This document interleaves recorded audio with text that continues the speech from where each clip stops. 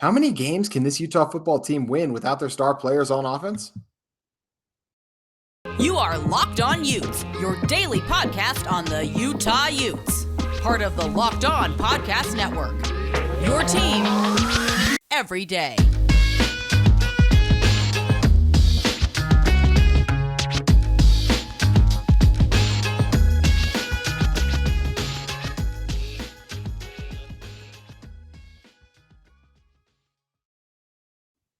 Hello, everyone, and thank you for making Locked On Utes your first listen every single day. We are available on all platforms, including YouTube. Speaking of YouTube, thank you for helping us to reach 550 subscribers on our YouTube channel. We love interacting with you guys and can't thank you enough for your continued support of Locked On Utes and helping us to be your first listen every single day. For those of you that are watching on YouTube, you might notice a little bit of a different background. I'm out of town visiting family, going to be back in the original setup by the end of the week. So appreciate all of you for bearing with the slight change, but still going to be the same format and content. One small change today is I'm going solo. I can't remember the last time I went solo, but there's a lot to talk about for this one. So I decided you guys get just a full 30 minutes of me, and hopefully you stick around for all of that and not the great guests I'm usually able to have on for this show. But my name is JT Wistrcill, former intern inside the University of Utah Athletic Department. On today's show, we're going to be breaking down some of the tape from Utah's offensive and defensive performances against Washington State. But first, want to start by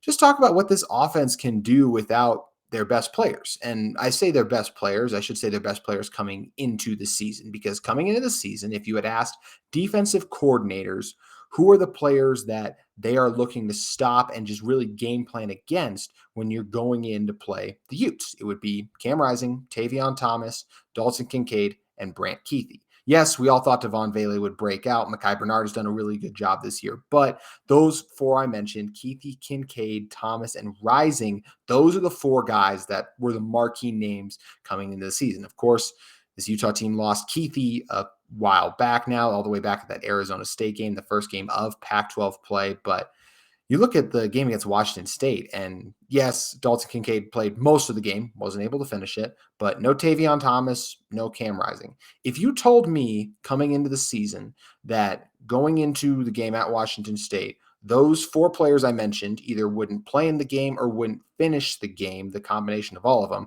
I wouldn't have thought there was a way Utah would get a win in that situation, because those just seemed like too critical of pieces to be missing. You don't miss your star running back, your top two pass catchers, and of course your star quarterback, and win games in the Pac-12.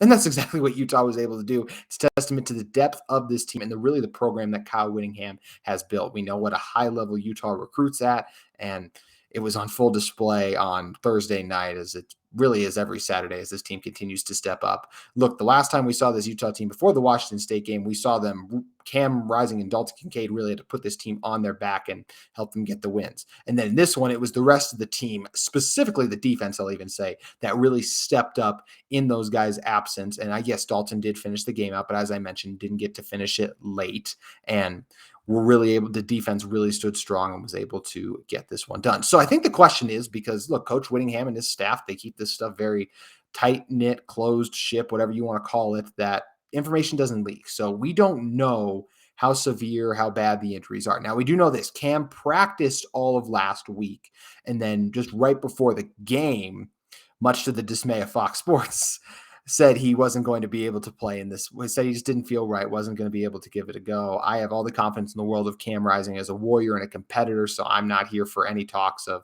him being a bad teammate. I think he wasn't able to go, and I think he made a decision that helped the team, honestly, because if you're that injured and that hurt, and which is the point he probably was at, or maybe you take one hit and you're not the same, then you could be doing more harm than good for your team out there. So totally understand Cam opting to do what's best for what he felt like was best for the team and best for himself as well, because in that situation, you just don't want to put yourself in a position where you could hurt and really compromise this Utah team long term. And I think him, Coach Witt, the rest of the staff, they had confidence in Bryson Barnes, and it's easily to see why he went out there and absolutely stepped up and balled out. So in terms of this Utah team going forward, how many games can they win without their star players? Because we still don't know when Tavion's going to be back because of the things he's dealing with. And yet we have no idea on Dalton Kincaid as well. The shoulder injury, look, it looked like a nasty one. We don't have an update, so we'll have to wait for tomorrow to see how long of the length of time is he going to be out for. But at the moment, even if it is a couple games. So If those guys didn't play, and I'll say, I do expect Cam to play against Arizona and then Stanford and just the rest of the games this season. I think Cam was really close to going and just didn't feel 100% right, but I think he'll be back and ready to go at Rice Eccles this coming Saturday. So I do think Cam would be back. But let's say Cam wasn't, and let's say Tavion, Dalton aren't back. I genuinely believe this Utah team would finish the season 3-1. Obviously, you lose to Oregon if you don't have Cam Rising. And look, if they don't have Dalton Kincaid back by the Oregon game as well, it's going to be hard pressed for, I think, a lot of people to pick the Utes to win that game when you're missing such a critical component to your offense. And you saw how it's not just Cam's favorite target. He was Bryson's favorite target as well for most of this one as he continued to look Dalton's way. And how can you not look Dalton's way? He's an absolute monster out there, catches everything, creates separation, breaks tackles. It's a total package in a tight end. And just an absolute freak at the position. So hopefully he's back soon. Obviously a phenomenal player in person as well. But looking at this team, if it was just Bryson leading the helm, Jaquindon, Jaylon Glover in the backfield, I would say I think Mackay is pretty close to being healthy. So I'm not going to factor him in with all the other injuries here. So Mackay would be healthy in this one. And let's say Dalton doesn't play. Now, look, Thomas Yasmin, obviously no Dalton Kincaid by any stretch of the imagination, but I still think a capable pass catcher, and I think would be able to get some more of those opportunities and be able to create yards for this Utah team. We talked about the receivers as well, the job they've done breaking out. I think they would take on a larger role in the passing game. How about Devon Bailey? I mentioned him a little bit ago, but doesn't catch a pass the entire game. And then the last catch is his catch. He gets the third down conversion that ices the game for the Utes. He's come up clutch so many times this season. So great to see him. I mean, he was basically just out there blocking and didn't see a lot of targets his way either. So great to see him be able to get more involved in the offense late and make the critical play that sealed the win for them. But as I mentioned, I think those receivers would step up. We saw Money Parks and Jalen Dixon both make two of the most explosive plays from this Utah offense in the game, with Jaylon having that incredible catch and Money doing what he does, creating that separation downfield. And it was a beautifully thrown ball by Bryson as well. And Bryson is a huge reason I think this team would be able to win their next two games, that being against Arizona this Saturday, and then the following Saturday, Stanford. I do think Utah would go 2-0 in those because of how good Bryson Barnes is and the command he has over this offense. We know he's not scared of the moments. When you go in to the Rose Bowl and do what he did in that situation, you can take on pretty much anything. I mean, Bryson Barnes' confidence is obviously through the roof. And I would think most of you know how difficult it is just when you are the backup all week and then all of a sudden you get told you're going to be a starter. But that is one of the just 20 minutes before as well. That is just, I can't even understate how difficult that is, what a shift that is, everything. Because of course you prepare every week like you're a starter, but you're not the starter. So it's still going to be a little different. So just an absolute crazy set of circumstances. And it's so amazing that Bryson was able to step up and perform as he did. Was he perfect? No, he's not Cam Rising. There's a reason he's the backup quarterback, but he made a number of plays. How about the one utilizing his legs as well, recognizing no one was open downfield, saw things break open up the middle and took off for 28 yards. Already mentioned the throw to Money. Did a good job getting this offense set and in position, and delivered a couple other critical throws that helped the Utes be able to hold on and get that 24-17 win that really kept their season alive. This is one Utah needed to have, and we all talked about it being a trap game. And obviously, look, if I had known Cam Rising wasn't going to play in this one, I would have picked Washington State to win, full transparency. I mean, we were already talking about what a trap game this was with Cam Rising in there. So how with him out was I not going to do that? Because I think at that point it would have just been disrespectful to Washington State. But hey, that's what Utah did, is they went in there and they beat up on Cam Morton. All the credit in the world to this team. But as I mentioned, this Utah offense, I think, would be able to win their next two games. And it also speaks to two things. Number one, the home field advantage, right? Both these games coming up at Arizona comes to Rice Eccles, and then Stanford comes to Rice Eccles as well. And Utah hasn't lost at home since 2018 with a true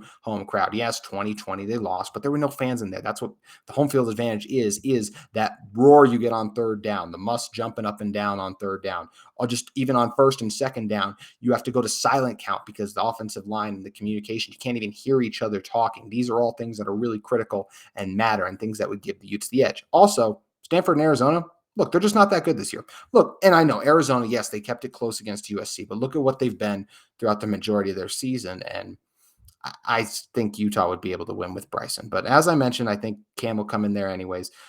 Both Arizona and Stanford are giving up over 200 yards, are averaging giving up over 200 yards on the ground and through the air. And I do think that's something Utah would be able to will be able to exploit with Bryson in there, and we'll definitely be able to exploit with Cam in there. And then I said for the entire season, right? So if, let's say, Cam and those guys didn't play, yes, I think they would lose at Oregon. That's a really good team and a well-deserving top 10 team that has looked outstanding since their early season loss to Georgia. Bo Nix playing some really good football right now.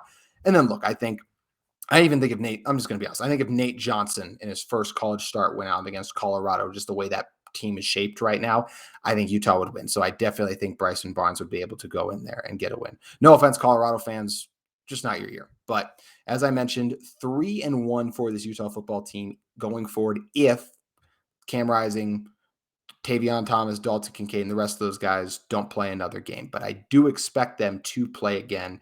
And I think this Utah team is going to be in a good position to make a run at the Pac-12 championship because, look, they pretty much need to win out unless they need – I think some crazy help could happen in a way for them to get in if they didn't win out. But you can get in almost assuredly. I think there's a couple weird scenarios that they actually couldn't. You guys can correct me if I'm wrong in the comments, but – there's a couple weird scenarios that would allow this Utah football team to get in with a loss. But the best way to do it is, Al Davis said it best, just win, basically. So let's see what this Utah team can do. And it's going to be exciting because we know this is a really good football team. When you can win without your best players, that's what you are. So I'm excited to see what this Utah football team continues to do, stepping up going forward. And if you guys feel as good about this Utah football team going forward as I do, then you should head over to BetOnline. BetOnline has you guys covered with the best odds, lines, and news in the sports gambling world. BetOnline has you covered in, look, we know the MLB World Series going on, winding down on that.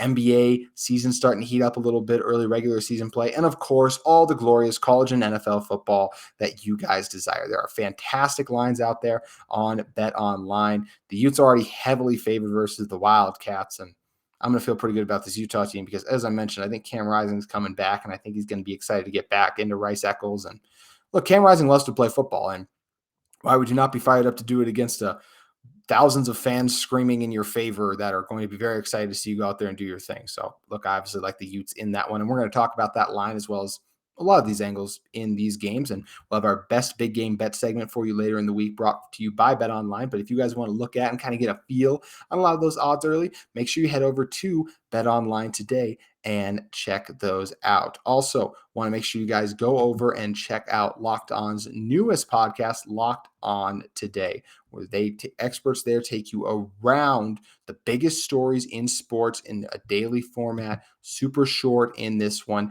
Make it your second listen every day. It's Locked On Sports. It's Locked On Sports Today. So Locked On Sports Today. It's available on this app, YouTube, and wherever you get your podcast. Make sure you guys head over and listen to Locked On Sports Today. So jumping back in and talking about this Utah football team, we talked about what they could do going forward, but let's talk about the reason I feel so confident in what they could do going forward. And that's obviously the offense's performance against Washington State with Bryson Barnes. And we had Dante Guardia back on the show last Thursday or Friday when it came out. We recorded on Thursday to break down all the action, but it deserves revisiting in a deeper lens as I decided to dive into the film a little bit and see a couple of things that really impressed me. And I spoke to one of them a little bit, but man, I was just so impressed with Bryson Barnes. I mean, just to come in that situation and be able to deliver some of those big time throws, the one to Money Parks in particular, as well as delivering a couple other critical balls for Utes, using the legs as well a couple times. The moment was not too big for him. Did he play great? No. He's a backup quarterback who was told he was starting 20 minutes before, has to deal with all that, mind completely racing, I'm sure. And look, he stepped up. He's cold-blooded, all those things. The pig farmer gets it done. But so impressed with Bryson once again, just going back and watching it, how well he played. You know who else I got to give a shout-out to? Because I've been critical of them all season long, and they did not play a great game. But it's once again improvement, and I thought they did a pretty good job. The O block. I thought the offensive line for Utah, well, yes, they gave up a sack. I believe it was Paul Miley got out of position one time and should have seen the blitz coming in. But look, he made a mistake. It was one sack. If you give up one sack every game, that's not bad to me. I know we're used to this team giving up 0 sacks, but one sack in the grand scheme of things for a college offensive line is not bad, especially when you play a defensive line like Washington State, or just a Washington State front seven, I should say, that had 20 sacks coming into this game, which is a very impressive number, I might add. So for the O block, They were good in pass protection. I thought in the running game was where they were really strong. They did a really good job a couple of those times helping spring some of those longer runs for Jaquindon Jackson, Jaylon Glover. I thought the double teams were what was really much improved for me. In zone blocking as well as stretch blocking, double teams are so critical. Zone blocking, it's stepping vertically straight ahead, trying to move one guy and then wait and work to that second level of the linebacker. And then whatever side they come off at, you come off. It's just, that's a very reactionary thing. It's something that you can draw it up a number of ways, but because of the shifts in defenses you see and just the movement post snap, it becomes very difficult to block. And stretch blocking is very similar because you're trying to wait on your buddy to get over in time as you try to hold up, but you also need to make sure you hightail it and get to that second level. And that's just something that seemed like the communication, the chemistry between the offensive line has really grown, and it really benefited this Utah team. So it was a lot of fun to watch them be able to find that success and have one of their stronger games on the season, I really thought. Speaking of stronger games, Jaquindon Jackson and Jaylon Glover are both just getting more comfortable in this offense. Look, we'll start with Jaylon because obviously running backs is more natural position, but I felt like he was just seeing things clear. Had that huge catch on third down for Utah that helped them move the chains, and also was able to punch one in. And look, with Mackay dealing with the injuries, he played a little bit, but mostly in pass protection and ran it a couple times, but you could tell he just wasn't right in this one. Jaylon was the number one guy, and I thought he played incredibly well and just looks more comfortable in this offense as he continues to go along on the season. Also, speaking of just comfort, Jaquindon Jackson is really settling in nicely. It's so much fun to see Bryson and Jaquindon out there together. Also you guys know I'm a huge proponent of the Jaquindon Wildcat. Just now it's a Wildcat basically. We used to just call it the Jaquindon package when he was just a quarterback for this Utah team. And he's a guy I just love seeing out there because he can do so many spectacular things. As I said on last Thursday's show, Friday, his spin move he had late in that game. And I know he kind of fumbled it. It was kind of on him, kind of on Bryson. Logan Kendall missed a block. He never misses a block. All that has to factor in and matter. But before that, the spin move he had is just incredible. There's only so many guys that can make a move like that in a split second and instant and make someone miss. And he just has that ability. Also ran a couple guys over as well as he caught a couple bodies. I don't know if you guys were able to catch that. So really fun and enjoyed that too. And it's just so great to continue to see Jalen Dixon and Money Parks continue to make huge plays for this offense. Solomon Nina's getting back involved was a nice touch for Utah too. And yeah, I love the game plan from Andy Ludwig as well. I thought he had to adjust on the fly without Cam a little bit. You're not going to run as many quarterback runs, obviously, on those critical downs, but Bryson was willing to get in there and mix it up, and I thought he did a good job when it was called for. And 24 points may not seem like a ton after you put a 42 before, but when everything changes so quickly, I think it is a really good sign. And as I mentioned going into this one, I wanted to see those improvements from the running game and the offensive line in particular. And I felt like I really saw that, which leaves me encouraged because I think those groups have the opportunity to continue to build their confidence as well going against the Wildcats and the Cardinal, who don't have as good defensive lines or just front sevens, even as Washington State. So it's one of the reasons I expect this Utah team to continue to find and have that success. And depending on what happens with Tavion, I really think the running game can be not as strong as it was last year, but capable because it's so dependent on the offensive line. They're the ones that create the holes. A running back can only break so many tackles. So to see this progress from the offensive line, I think is a really encouraging sign. It's something I'm excited to continue to watch moving forward as this Utah football offense is becoming closer and closer to becoming more complete. And I think Cam Rising coming back next week, potentially Dalton Kincaid, potentially Tavion Thomas would really be able to help that. But I was just encouraged turning on the tape, seeing those good performances and seeing this team really step up when they were without their best players on offense. So shifting over to the defensive side of the ball. And one thing I should mention is I've been talking so much about the offensive players and how this Utah offense will be without them. This Utah defense without RJ Hubert is going to be interesting, something to watch going into the first half of the game versus the Wildcats this Saturday, because he will miss it off a targeting call. I didn't agree with it. Shocking. I also didn't agree with the one that ended up helping Utah, I should say, as well. I just feel like in that situation that, look, the guy's just going in to make a tackle. There's nothing malicious like that. He's not launching with the helmet forward. He just ends up, because of the way the body's positioned with Jaquindon, that's just how it ended up happening. Split second, heat of the moment. That's not how I should see it. I know Mike Pereira was on Fox saying, by the letter of the law, this is targeting in both instances, but I just felt like in those situations, those are just players making football plays that aren't really to hurt someone. They're not malicious, and they're not what the targeting rule was instated for. That's where I wish they wouldn't have been called in both those instances, but we don't live in that reality. So Sione Vaki obviously did a fantastic job. Clayton Isabel had a huge play at the end of the game. He was the one on third down that broke up, that came in and just hit Cam Ward right as he was going to throw the ball on that third down for the Utes, that really helped them close the game out and help making sure they couldn't get one last effort at getting a first down to try to score a touchdown because they had to settle for the field goal. And then, of course, Utah was able to ice the game in the long run after the pass to Devon. But that was really the last opportunity there for this Washington State offense. It felt like after the Utah defense was able to really take care of business in that situation. So shout out to those guys, Vaki, as well as Isabel, for stepping up late for this Utah team. A couple other guys that stepped up. I called out kind of the defensive line, the front seven. And obviously those guys listen to the show and really care about what I think in that regard. But I was so impressed with those guys. I thought they did a really good job responding this week, containing the Washington State rushing attack. No, it's not potent, but you still didn't let them go off. So still give credit there. Anytime you can stop the running game, I think that's a positive.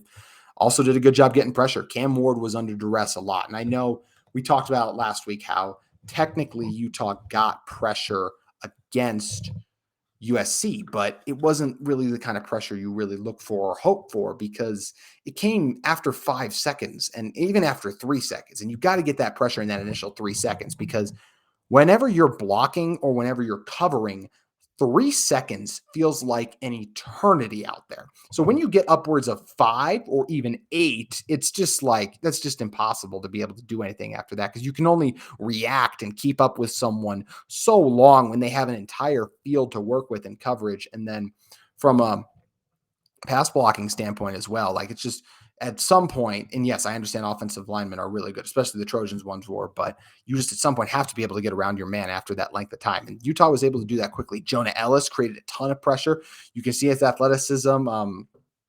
Lightning McQueen, I am speed, as he calls himself, or whatever it is. He was incredible in that regard. Van Fillinger had a really nice sack after Junior Jafuna made a huge play for this Utah team, as he's done all season in the run game.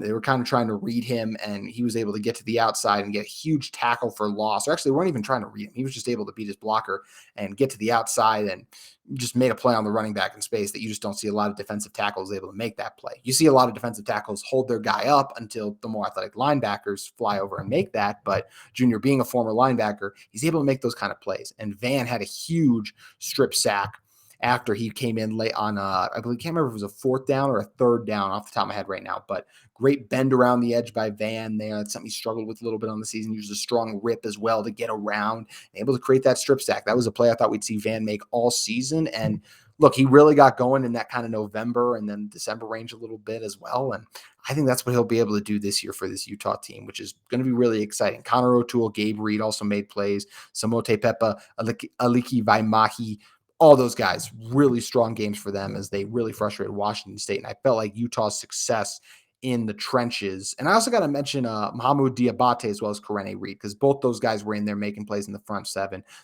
Utah barely missed any tackles in this game. It felt like 12 hats flying to the football. Obviously only 11, but I was so amazed by the effort from this Utah defense. And I felt like they really stepped up and responded to the challenge that they had, knowing Cam wasn't going to play. And they said they trusted Bryson. And of course you're going to trust Bryson, but you don't trust him as much as you trust Cam Rising, because he's not your starting quarterback. So great to see this defense step up. Diabate played arguably his best game as a Ute, I would say, as well as a couple of the other defensive linemen. Like Connor O'Toole was really strong in this one, I thought. Other guys like Gabe Reed, the veterans, those guys were consistent, but I was really impressed by them. Secondary wise, wasn't the strongest game from the Utes corners. I felt like just got beat in a couple plays.